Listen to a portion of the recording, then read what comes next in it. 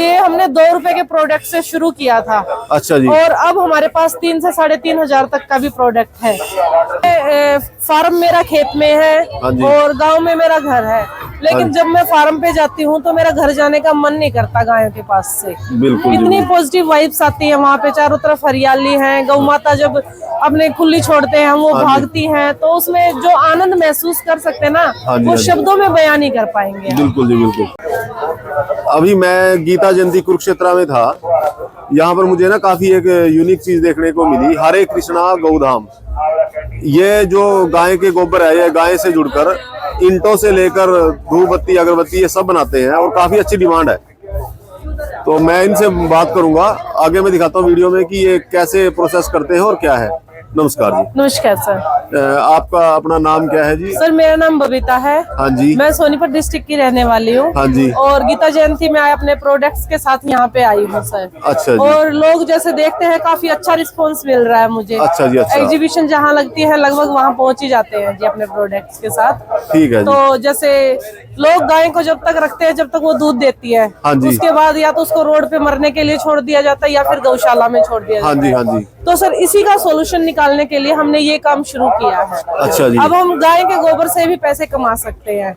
जो जिन लोगों को लगता है कि गाय दूध देती है जब तक ही यूजफुल है, अदरवाइज तो नहीं, तो सर गोबर से भी पैसा कमाया जा सकता है। अच्छा गोबर से जैसे गोकास्ट बनता है, ईंटें बनती हैं, दीवार घड़ियां बनती हैं, काफी प्रोडक्ट हैं सर मेरे जो हम बनाते हैं। तो ईंटों से हमने अपना खुद का भी मड हाउस तैयार किया है। अगर किसी को नीड होती है तो उनकी भी डिमांड के अकॉर्डिंग हम ईंटें बनाते हैं जी।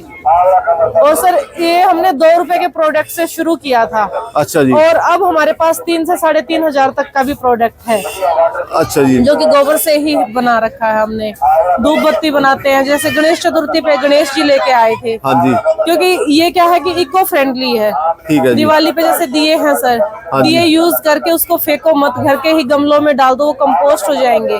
गोबर तो खाद का काम करता ही है जी। अच्छा जी। तो उसमें गोबर और मिट्टी दोनों चीज यूज करते हैं हम। ठीक है। दिए बनाने के लिए सर। अभी मैं आपसे एक चीज ये कह रहा हूँ जी, जैसे आप ना सबसे इंटरेस्टिंग चीज क्या लगी, जो ईंटे वाला कॉन्सेप्ट है। हाँ जी। तो गोबर के साथ कुछ जो बताओगे क्या आप उसमें? हाँ जी सर, उसमें मिट्टी और चूना का मिक्स किया जाता है। अच्छा जी। चूना क्या होता है, वो पानी को सोख लेता है, उसमें नमी नहीं आती है। अच्छा जी। अब घर में जैसे देखते हैं हम ईंटों से घर बनाते हैं, उसमें लिपाई करने के बाद भी वो घर की तरह नहीं रहता है, बिल्कुल बेकार हो जाता है नमी के कारण। बिल्कुल जी। लेकिन ये है कि चूना और चिकनी मिट्टी है, उसको नमी को सोख लेती है और बाइंड करके रखती है गोबर को।